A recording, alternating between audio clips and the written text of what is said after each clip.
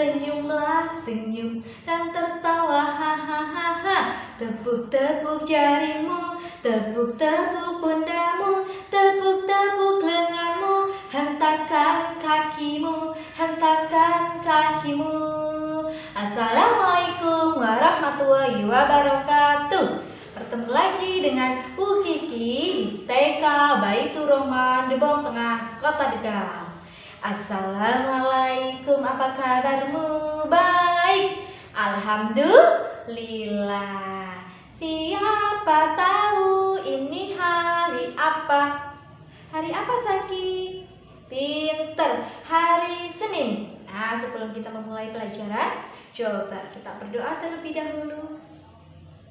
Tangan ke atas menggapai bintang, tangan ke samping burungnya terbang, tangan ke depan bertepuk tangan, tangan diangkat, ayo berdoa, sikap berdoa, tangan diangkat, kepala ditundukkan, berdoa mulai.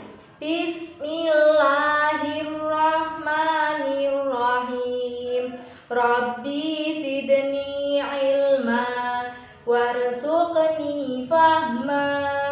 Ya Allah, berilah aku kecerdasan dan tambahilah pemahamanku. Amin.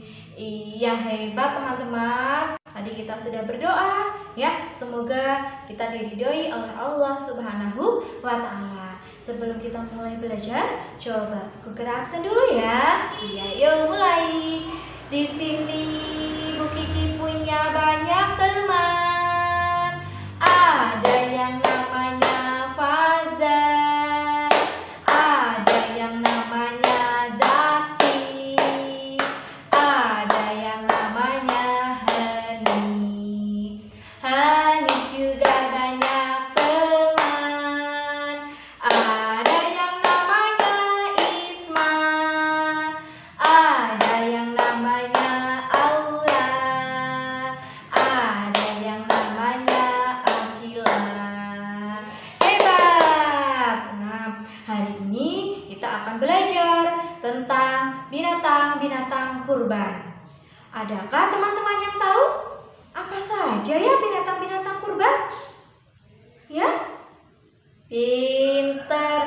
Ada kambing atau domba, ada sapi, dan ada unta. Ya. Nah, anak-anak hebat yang soleh dan solihah, perlu kita ketahui bahwa hari raya umat Islam di Indonesia ada dua. Yang pertama adalah Hari Raya Idul Fitri yang biasa kita laksanakan pada tanggal 1 Syawal. Dan yang kedua adalah Hari Raya Idul Adha atau biasa kita sebut dengan Hari Raya Kurban. Biasa kita laksanakan pada tanggal 10 Dzulhijjah. Nah, yuk teman-teman, Bu Kiki punya satu lagu nih ya. Kita mari bersama-sama menyanyikan lagu. Setelah duduk, ayo berdiri. Setelah duduk, ayo berdiri. Kita semua selalu riang. Potong hewan kurban setahun sekali sebagai tanda syukur kepada Ilahi. Allahu Akbar, Allahu Akbar. Bersama-sama potong hewan kurban. Potong hewan kurban, sapi, kambing, unta. Berikan sedekah, fakir miskin duafa. Enak rasanya, nikmat dagingnya, kulitnya bisa digunakan juga. Hebat! Nah, anak-anak hebat yang soleh dan solehah, perintah berkurban, adakah yang tahu? Ada sejak dulu atau sejak kapan ya? Saki tahu? Oh iya, ya coba kita simak surat Al-Kautsar ayat 2. Fasholli li rabbika wanhar. Maka laksanakanlah sholat dan berkurbanlah. Agar lebih jelas, Yuk kita simak video berikut ini yuk. Tentu kita ketahui di setiap tahunnya orang yang memiliki rezeki lebih dianjurkan untuk berkurban dan membagikan daging kurban kepada orang-orang yang berhak. Lalu, bagaimana kisah singkat kurban?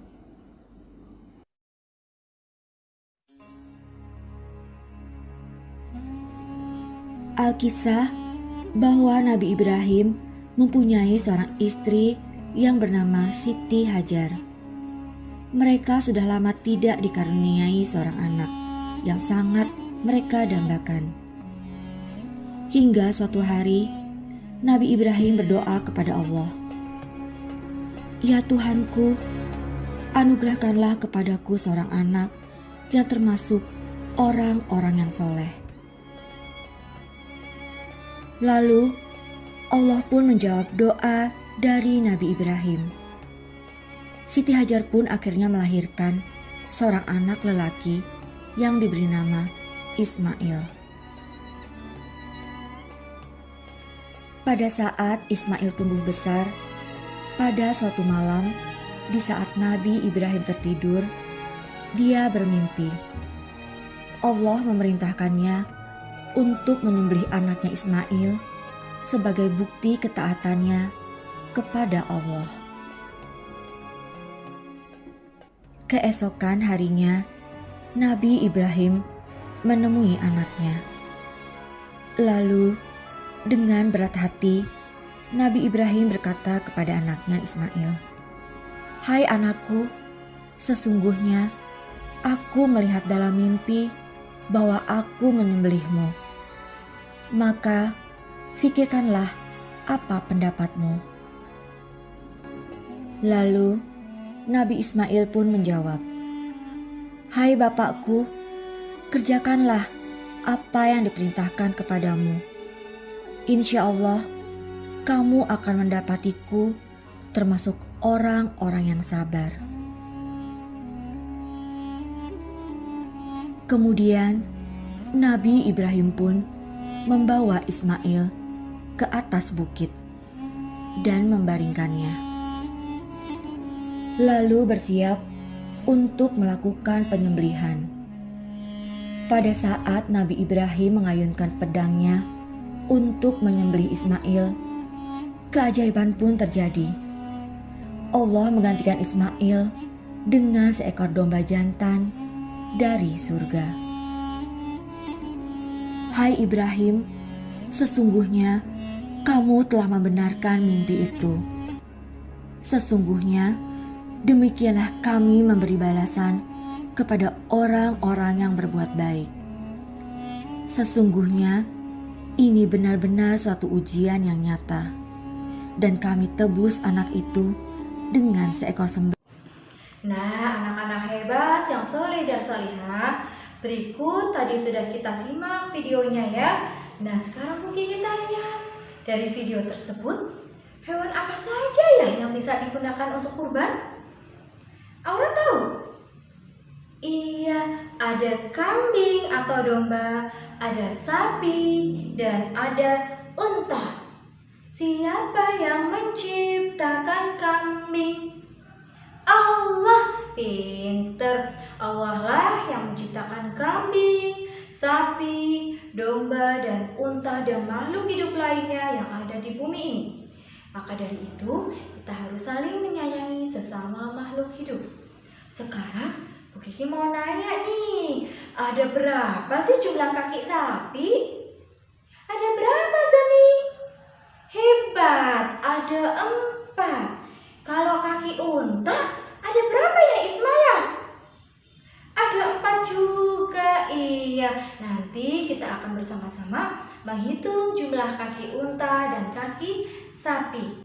Nah, sekarang Bu Kiki jelaskan untuk kegiatan hari ini ada apa saja ya? Iya, hari ini kita akan belajar membuat kolase pada gambar kambing. Tujuannya adalah untuk mengembangkan imajinasi dan kreativitasnya teman-teman. Dan yang kedua, kita akan belajar mengenal huruf dari kata sapi, kambing, dan unta. Dan yang terakhir adalah kita akan belajar mengenal jumlah bilangan yang ada pada kaki sapi dan kaki unta. Yuk teman-teman, agar lebih semangat kita tepuk semangat dulu. 1, 2, 3. Sekali tepuk semangat. Semangat. Yes. Nah, untuk kegiatan yang pertama adalah kita membuat kolase pada gambar kambing. Tujuannya adalah untuk mengembangkan imajinasi dan kreativitasnya teman-teman ya. Iya nih, sudah beberapa Bu Kiki siapkan bahan lospatnya. Ada biji-bijian, ada kapas, ada kancing, ada kain perca, ada daun kering, ada koin, ada setik, ada kerang, ada lidi, dan juga ada lem. Silakan teman-teman bisa gunakan sesuai kebutuhannya ya. Iya, semangat teman-teman ya. Selamat mengerjakan. Nah, pada kegiatan kedua, kita akan belajar membantu guru menjadi kata sapi, kambing, atau unta. Nah, tujuannya adalah untuk mengenal keaksaraan awal melalui bermain atau belajar dengan huruf ya. Teman-teman bisa gunakan bahan yang sudah Bu Kiki siapkan. Ada pasir, ada kancing kecil, ada batu warna, ada kancing jumbo, ada batu putih, ada koin, dan sebagainya. Selamat mengerjakan. Nah, pada kegiatan ketiga ini kita akan belajar menghitung jumlah kaki sapi dan jumlah kaki unta ya. Tujuannya adalah untuk mengenal konsep atau jumlah bilangan pada kaki sapi dan kaki unta. Teman-teman boleh menggunakan setik atau koin yang sudah Bu Kiki sediakan. Teman-teman boleh bermain dengan alat peraga yang ada. Selamat mengerjakan. Nah, teman-teman hebat yang soleh dan solehah, tadi kita sudah belajar beberapa kegiatan ya. Di antaranya ada apa saja ya? Iya, ada membuat kolase pada gambar kambing dan belajar membantu guru menjadi kata sapi, kata kambing, dan kata unta. Dan kemudian belajar menghitung jumlah kaki sapi dan kaki unta. Ya, Bu Guru sudah lihat tadi Zaki dan Aura semuanya hebat. Kita kasih tepuk tangan dulu yuk. Iya, karena mereka sudah berani mengerjakan tugas dengan mandiri. Ya, sebelum menutup kegiatan ini, kita akan mengulas kegiatan untuk esok hari adalah mengolah olahan daging. Teman-teman, tetap semangat berangkat ya.